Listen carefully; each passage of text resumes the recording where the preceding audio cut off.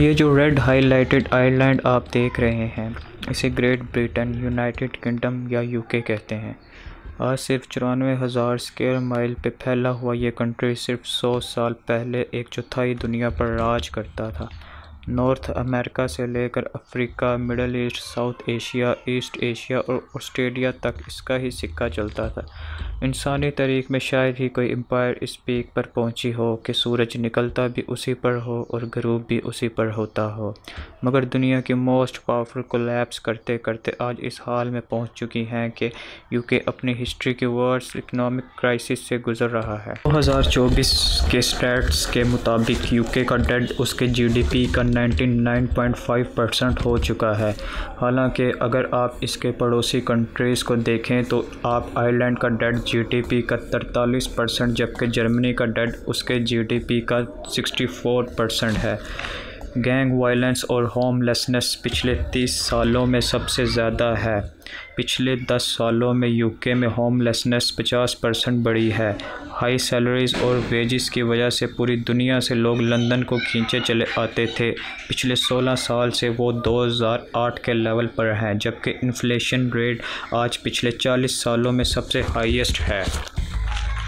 हज़ारों skilled workers अच्छी salaries की तलाश में यूके छोड़कर जा रहे हैं। दुनिया की छठी सबसे बड़ी इकोनॉमी में 1 करोड़ लोग एब्सोल्यूट पॉवर्टी में जी रहे हैं। 2 million people in the UK go without food for at least 1 day in a month. And if you remove London from the UK, the country is as poor as Mississippi, which is the poorest state of America. 23 जून 2016 को एक special referendum हुआ जिसमें 50% लोगों ने यह warn दिया कि अब वो यूरोपीय यूनियन में नहीं रहना चाहते, और यही वो पॉइंट था जहां से ब्रिटिश इकोनॉमी में क्राइसिस शुरू हुआ। यूके के यूरोपीय यूनियन को छोड़ने के इस प्रोसेस को ब्रेक्सिट कहते हैं। अब यहां आपको हिस्ट्री का एक बहुत इंपॉर्टेंट पार्ट समझने की ज़रूरत है, और वो ये है कि यूरोपीय यूनियन कैसे और क्यों बने। जब वर्ल्ड वॉर 2 ख़त्म हुई तो यूरोपीय कंट्रीज़ को एहसास हुआ कि अगर वो इसी तरह आपस में लड़ते रहे तो उनके सारे रिसोर्सेज और पैसा आर्मी बनाने और अपने बॉर्डर्स को डिफेंड करने में लगता रहेगा। अगर हम यूरोप का मैप देखें तो 2 चीज़ें ऑब्वियस नज़र आती हैं। एक तो ये सारी कंट्री छोटी छोटी हैं, और दूसरा आपस में कनेक्टेड हैं। यूरोपियन लीडर्स ने सोचा अगर हम इसी तरह सेपरेट कंट्रीज़ के तौर पर बिहेव करते रहे तो हमारी आपस में लड़ाई कभी ख़त्म नहीं होगी और ना हम कभी तरक्की कर सकेंगे। इसलिए 1952 में ये 6 countries Belgium, France, Germany, Luxembourg और नीदरलैंड ने मिलकर यूरोपियन कोल और स्टील कंपनी बनाई ताकि अपनी कंट्रीज़ की इकोनॉमी को मैसिवली बूस्ट कर सकें। ये कम्युनिटी बनाने से इनकी कंट्रीज़ को बहुत फ़ायदा हुआ। फ्रांस को अपना इंफ्रास्ट्रक्चर रिबिल्ड करने के लिए कोयले और स्टील की ज़रूरत थी, और ये दोनों चीज़ें बहुत सस्ते रेट पर जर्मनी ने इसे प्रोवाइड कर दी। इसी तरह फ्रांस को बहुत कम पैसों में रॉ मटेरियल मिल गया, और जर्मनी को आसानी से अपनी नेचुरल रिसोर्सेज का एक बायर मिल गया जो इससे बहुत करीब भी था, और इसलिए ट्रांसपोर्टेशन कास्ट भी ना होने के बराबर थी। इस तरह इटली, बेल्जियम, नीदरलैंड और लग्जमबर्ग को जर्मनी और फ्रांस जैसे बड़े पॉपुलेशन कंट्रीज़ के मार्केट तक एक्सेस मिली। तो ऑल इन ऑल ये 6 कंट्रीज़ विदाउट टैक्सेस और लड़ाई के आपस में ट्रेड कर रहे थे, और इनकी इकोनॉमी तेज़ी से ग्रो करने लगी। इस सक्सेस को देखते हुए बाकी यूरोपियन कंट्रीज़ भी इस यूनियन को ज्वाइन करने लगी, और 1993 तक 12 कंट्रीज़ इस कम्युनिटी को ज्वाइन कर चुके थे, और यूरोपीय यूनियन दुनिया की पावरफुल ऑर्गेनाइजेशन बन चुकी थी। दुनिया की बड़ी सुपर पावर्स यूरोपीय यूनियन का हिस्सा थी, और यहीं पर आता है बहुत इंपॉर्टेंट पॉइंट। यूरोपीय यूनियन में होने का सबसे बड़ा फ़ायदा यह था कि यूरोप में रहने वाले आज़ादी से किसी भी यूरोप कंट्री में जा सकते थे, वहाँ जॉब कर सकते थे, बिज़नेस कर सकते थे, वहाँ घर बना सकते थे, और इसी तरह तजारती माल बगैर किसी टैक्स के सब कंट्रीज़ में जा सकता था। ग्रीस में बैठा फर्नीचर बेचने वाला बिजनेसमैन आसानी से अपना फर्नीचर यूके में बेच सकता था, और इसे कोई एडिशनल टैक्स या फीस नहीं देनी पड़ती थी।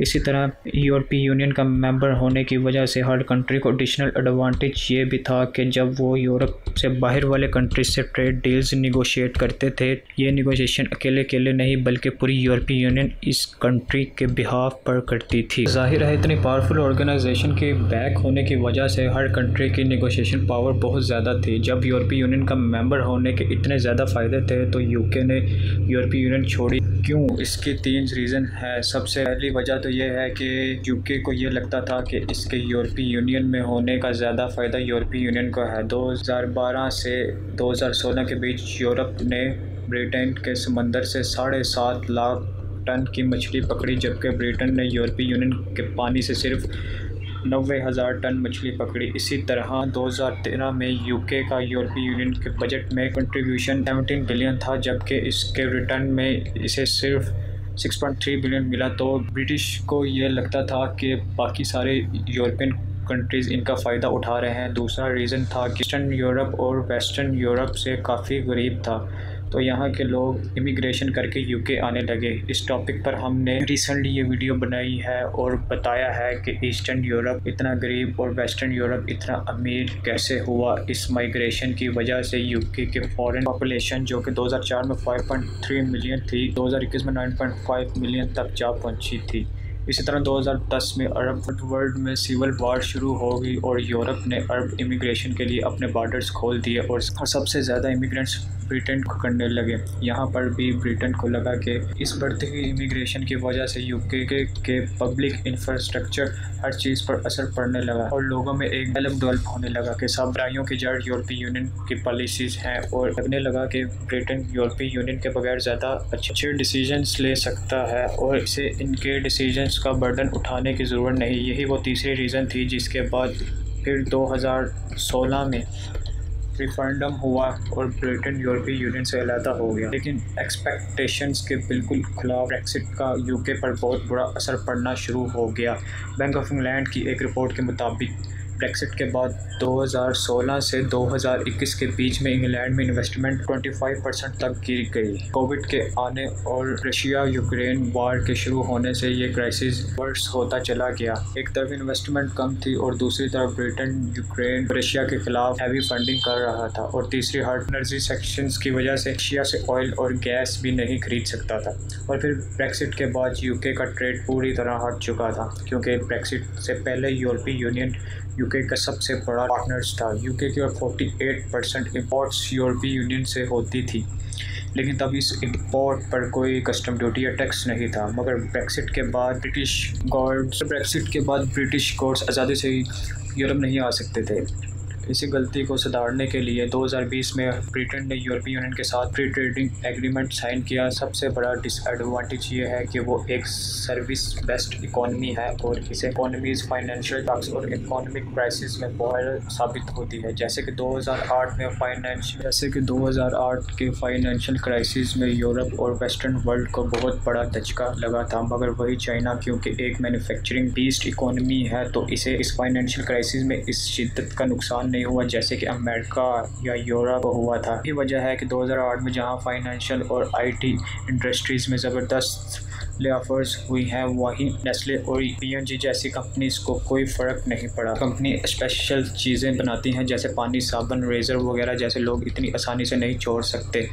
इस तरह मैन्युफैक्चरिंग सेक्टर, सर्विस सेक्टर 2024 के स्टार्ट्स के अकॉर्डिंग यूके में 30,000 नर्सिस की शॉर्टेज है। एक तरफ यूके की करेंसी डीवैल्यू हो रही है, इन्वेस्टमेंट गिर रही है, पैसा नहीं आ रहा, और दूसरी तरफ यूके के पास अपनी बेसिक हेल्थ केयर फैसिलिटीज़ पर खर्चने के लिए पैसा नहीं है। मेट्रोज यूरोप में किसी को यूके की इस सिचुएशन से कोई मतलब नहीं, क्योंकि यूके अपनी मर्ज़ी से यूरोपीय यूनियन से अलहदा हुआ था है नहीं। महंगाई मुसलसल बढ़ रही है और नतीजतन ब्रिटिश नेशनल्स में गुस्सा बढ़ रहा है और इस गुस्से को कभी वो इमिग्रेंट्स पर और कभी दूसरी नेशनलिटीज़ के लोगों पर निकाल रहे हैं। ऐसे हालात शायद ही पहले कभी यूके में देखने को मिले। वर्ल्ड डिसीजंस और सेल्फिश सोच ने ब्रिटेन को आज के सामने कॉम्प्लेक्स होता देखा। ये वो सारे सोर्सेज हैं जहां हमने आज की वीडियो के लिए नेक्स्ट वीडियो में और एक इंटरेस्टिंग टॉपिक के साथ अपना ख्याल रखिएगा। अल्लाह हाफिज़।